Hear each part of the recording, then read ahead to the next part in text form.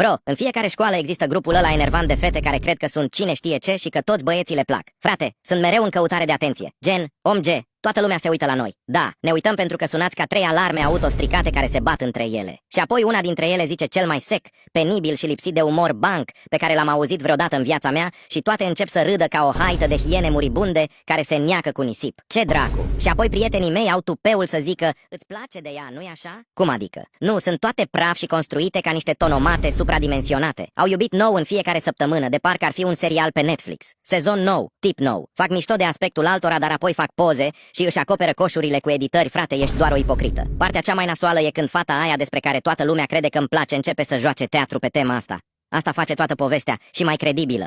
Le explic tuturor de 1000 de ori că nu-mi place de ea. Sună ca un aspirator pe moarte care se neacă cu piese Lego intrate pe unde nu trebuie. Dar nu, continuă. În ritmul ăsta, mai bine îi mărturisesc adevăratei mele crush ca să nu mă mai potrivească nimeni cu hipopotamul ăla urât. În fine, să ai o zi minunată.